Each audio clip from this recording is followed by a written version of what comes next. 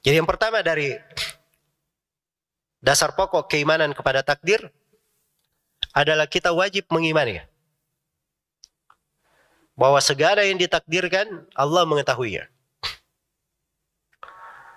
Bahwa segala yang ditakdirkan Allah Subhanahu wa taala mengetahuinya secara global dan terperinci. Ya. Yang terdahulu maupun belakangan. Dan selama-lamanya Allah mengetahuinya.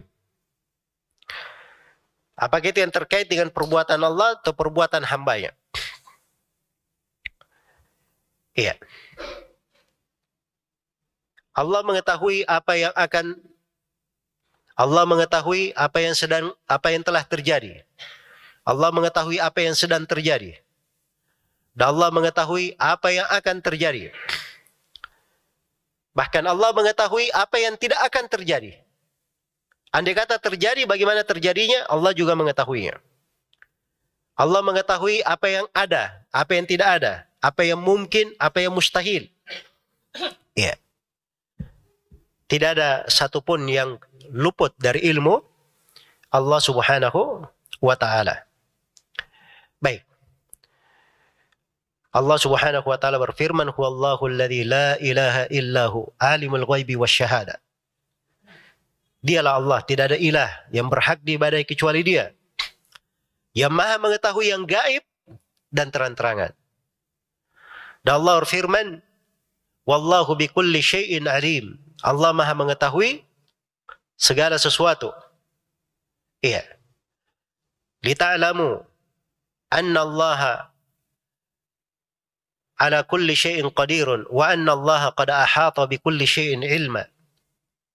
Supaya kalian mengetahui bahwa Allah Subhanahu wa taala Maha mampu atas segala sesuatu dan ilmu Allah meliputi segala sesuatu. Lita'lamu anna Allah ya'lamu ma fis samawati wa ma fil ard wa anna Allah bi kulli syai'in alim. Supaya kalian tahu bahwa Allah mengetahui apa yang di langit dan apa yang di bumi. Dan Allah Maha mengetahui segala sesuatu. Ayat-ayat yang seperti ini banyak sekali.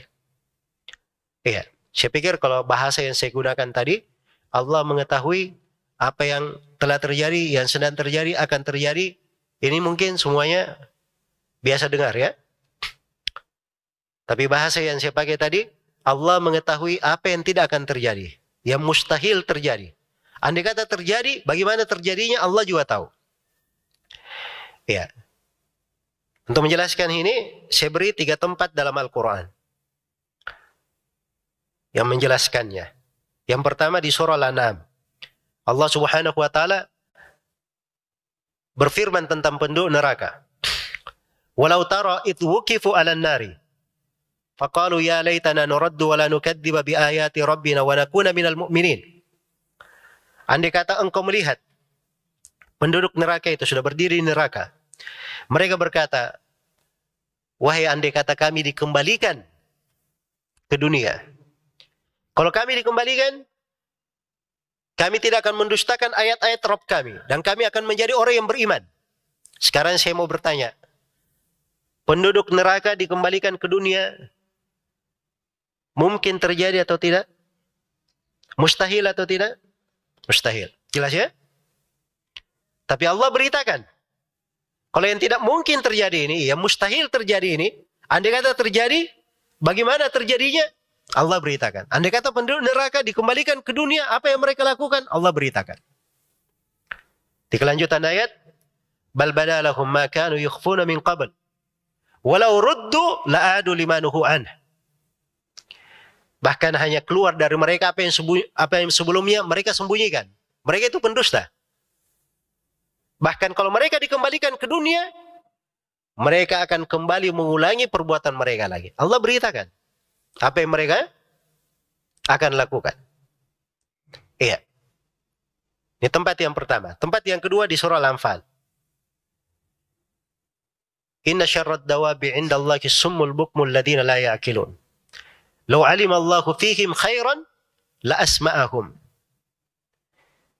Jadi sebutkan orang kafir itu.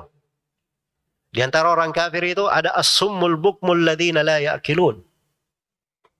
Ya, sudah bisu, tuli, tidak bisa berpikir. Tidak ada sama sekali celah bisa dapat hidayah. Allah sudah pastikan mereka ini tidak bisa dengar apapun, terhalang dari petunjuk. Jelas ya? Lau alimallahu fihim khairan la asma'ahum. Kalau Allah ketahui di tengah mereka ini ada kebaikan, Allah akan membuat mereka mendengarkan dari kebenaran. Jadi sudah ditetapkan, sudah ditakdirkan mereka ini tidak mendengar. Tapi Allah beritakan, andai kata yang ditakdirkan yang tidak terjadi ini terjadi, bagaimana terjadinya Allah beritakan. Walau asma'ahum latawallaw wa hum mu'ridun. Andai kata mereka dibuat mendengar oleh Allah, mereka akan berpaling dalam keadaan membelakangi. Tempat yang ketiga di surah At-Taubah tentang kisah kaum munafikin. Kaum munafikin itu Allah Subhanahu wa taala telah tetapkan, ya, di perang itu mereka tidak keluar. Tidak ikut bersama Rasulullah sallallahu alaihi wasallam dan para sahabat. Makanya dikatakan fathabbatahum wa qila qu'udu ma'al qa'idin. Dibuat mereka itu patah semangat dan dikatakan duduklah kalian bersama orang-orang yang alfa, tidak ikut perang. Jadi Allah sudah takdirkan mereka tidak ikut perang. Ini tidak terjadi. Tapi Allah beritakan kalau mereka ikut, apa yang mereka akan lakukan? Lau kharaju fikum ma zadukum illa khabala. Kalau mereka keluar bersama kalian, mereka ini tidak menambah kalian kecuali hanya kehinaan untuk kalian saja. Membuat kalian terkalahkan. Jelas ya? Ini semuanya penggambaran. Mendekatkan untuk kita semua betapa luas ilmu Allah Subhanahu wa ta'ala. Iya. Betapa luas ilmu Allah Subhanahu wa ta'ala. Maka ini tingkatan, ini dasar yang pertama. Segala yang ditakdirkan itu semuanya diketahui oleh Allah. Segala yang ditakdirkan tidak ada yang keluar dari ilmu Allah Subhanahu wa ta'ala.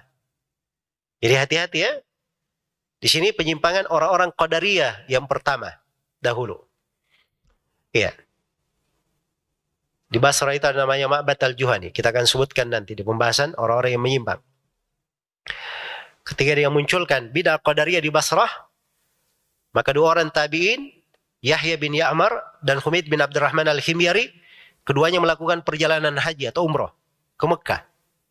Lalu berjumpa dengan Abdullah bin Umar radhiyallahu anhuma. Bertanya tentang ucapan mereka dalam ilmu. Ya. Dan disebutkan bahwa mereka ini Masya Allah ya, mereka punya ibadah, cari ilmu juga. Ya. Tapi mereka ini berkata tidak ada takdir. Wal amru unuf. Perkara itu baru terjadi. Apa artinya unuf? Jadi kalau baru terjadi, Allah baru tahu. Sebelumnya Allah apa? Allah tidak tahu. Iya. Jelas ya? Ini kan namanya mengingkari ilmu Allah Subhanahu wa ta'ala. Orang yang seperti inilah, kalau dia ingkari ilmu Allah, ini yang dianggap kafir, keluar dari Islam oleh para ulama. Karena itu apa komentar Ibnu Umar? Idza lakita ulaika fa akhbirhum anni bari'um minhum wa hum bura'u minni. Apabila engkau menjumpai mereka, kabarkan kepada mereka bahwa saya Abdullah bin Umar berlepas diri dari mereka dan mereka berlepas diri dari saya. Kita tidak ada hubungan keislaman. Walladhi yahlibu bihi Abdullah bin Umar law anna li ahadihim mithla Uhudin dhahaban fa anfaqahu ma qabila Allahu minhu hatta yu'mina bil qadar. Demi Allah yang Abdullah bin Umar bersumpah dengannya, andai kata salah seorang di antara mereka punya emas sebesar gunung Uhud, lalu dia infakkan. Masya Allah ya, kalau ada yang berinfak emas, ini besar atau kecil? Besar. Tapi kata Abdullah bin Umar, Allah tidak akan terima darinya sampai dia beriman kepada takdir. Iya. Maka ini pokok keimanan. Jadi ini dasar pertama dalam keimanan kepada takdir.